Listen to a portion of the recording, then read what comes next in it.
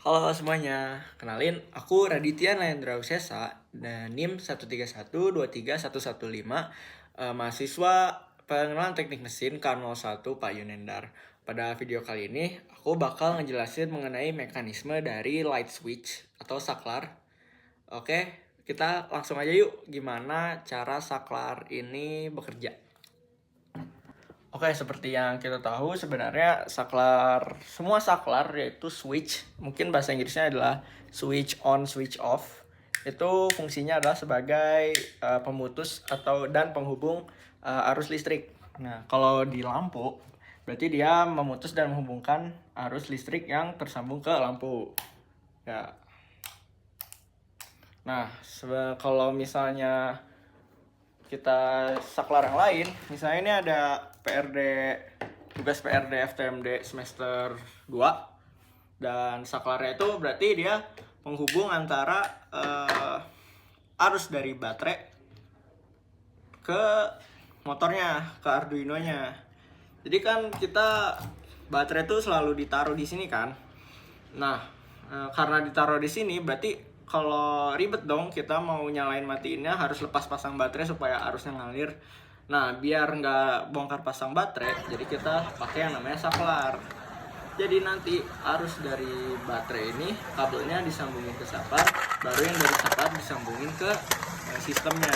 Nah, bagaimana sih sebenarnya saklar itu bekerja? Gimana sih mekanisme penghubung dan pemutus arus listriknya? Mending kita breakdown aja langsung saklar ini. Nah, oke, jadi sebelum kita nge-breakdown saklar ini, jadi aku mau jelasin dulu bahan yang diperluin, alat dan bahan untuk yang ada di video ini. Jadi untuk membuktikan bahwa si saklar ini adalah penghubung dan pemutus arus listrik, aku pakai sistemnya itu di sini ada DC motor. Jadi nanti DC motor ini disambungin ke baterai, disambungin ke saklar, baru dari saklar sambungin ke baterai. Nanti kita buktiin ketika dicetek arusnya ngalir, berarti kalau DC motornya jalan berarti arusnya benar ngalir. Kalau misalnya nggak jalan, kalau nggak ngalir arusnya berarti DC motornya diam. Nah, baterai ini sebagai sumber energinya. Ini buat sistemnya untuk membuktikan arus yang mengalir, dan di sini ada alatnya ya, screwdriver biasa, obeng plus. Tapi sini banyak buat kita nge-breakdown saklar ini. Oke, kita langsung aja buka saklar ini.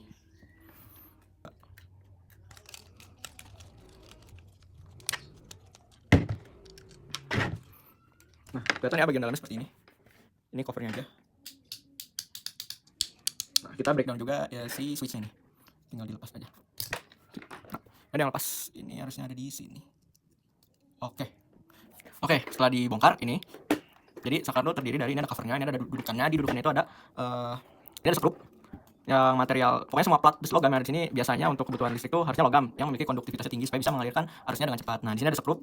Skrup ini fungsinya untuk menahan kabel supaya dia tidak lepas. Jadi kalau jadi nanti dibuka, skrupnya dilonggarin, nanti diselipin kabel, terus kita kencengin ya. Nah, kayak itu fungsi skrupnya. Terus fungsi plat ini itu ya mengalirkan arus dari arus dari kabel ini ke skrup, baru dari skrup ngalir ke platnya ini yang di sini ada apa ya namanya, peninggi di sini lah, yang dia itu untuk dudukan dari plat kecil ini. Plat kecil ini fungsinya mirip kayak jungkat-jungkit, dia naik turun. Nah, kalau posisi platnya kayak gini, posisinya tertekan di sebelah sini, berarti arusnya itu hanya teralirkan dari kabel ke skrup, ke platnya ini, dan ke plat tengah ini, plat jungkat-jungkit ini kita sebut aja.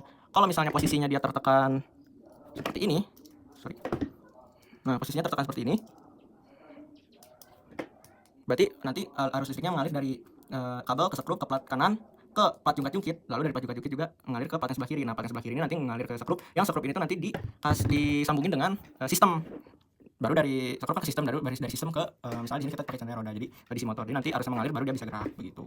Nah, untuk dari switchnya sendiri, di tengahnya ini ada spring, ada pegas. Fungsinya apa? Jadi setiap kita pakai, misalnya ini tekan ke sini kan, kita tekan aja dikit, nanti dia menekan balik, jadi instan gitu, supaya dia menekan gitu aja sih.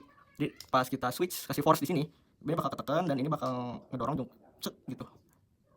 Kebayang lah ya.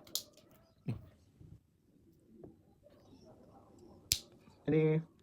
Ini posisi on karena platnya tertekan sebelah kiri. Jadi misalnya ini platnya, kita anggap surface ini platnya. Karena posisinya gini, kita tekan ke sini, berarti posisi springnya ke sini. Berarti posisi springnya ini akan si plat yang ada di surface ini buat ke arah yang plat kiri, jadi dia nempel sini. Kalau posisinya gini, nah, berarti springnya menekan bagian sini karena yang menekan plat jungkat di sini. Karena yang ini ketekan berarti dia ngangkat. Nah, yang ngangkat ini berarti kan tidak tersambung sama plat yang di sebelah kiri. Jadi aliran arus listriknya tidak tersambung, tidak mengalir. Jadi terputus hanya di plat jungkat-jungkitnya saja. Bisa dilihat di dalam tuh platnya ngangkat. Nah, kalau gini platnya nempel. Gini ngangkat, jungkat-jungkit aja tuh. Jadi simple itu. Nah, jadi kalau lagi posisi gini, berarti springnya kan makan ke arah sana. Nah, berarti dia on. Kalau lagi posisi gini, springnya makan ke sini. Berarti si yang ininya dia nggak akan kena plat sebelahnya, jadi dia ngangkat. Begitu, sesimpel itu. Nah, kabelnya tuh nanti disambung. Ini ke baterai, ini ke DC motor. Nah, yang ini dari DC motor ke baterai, yang hitam sama yang hitam. Yang hitam sama yang hitam langsung dari baterai DC motor. Kalau yang merah kita lewatin ke saklar. Pokoknya salah satu sama yang hitam juga boleh, sama yang merah boleh. Begitu. Kita coba kali ya, kita sambungin DC motor ini ke baterai yang melalui saklar.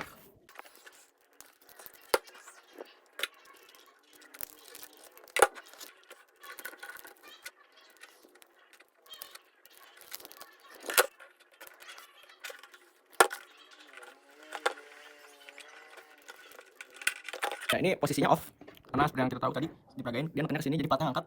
Coba kita switch on. Kalau dia nyala berarti arusnya teralirkan. Nah, terbukti ya yang saya jelaskan tadi bahwa arusnya teralirkan saat platnya nempel. Kalau kita switch off platnya ngangkat jadi arusnya terputus. Oke, ini tadi saya salah ya masangnya lewat sini. Jadi sebenarnya harusnya masuknya lewat bawahnya supaya rapi. Nah, yang dari sumber arus listrik masuk ke kanan, yang baru dari sana tuh dari plat dan sekrupnya sebelah kiri masuk ke sistem. Bisa dibolak-balik, itu mah sama aja. Kita pasang.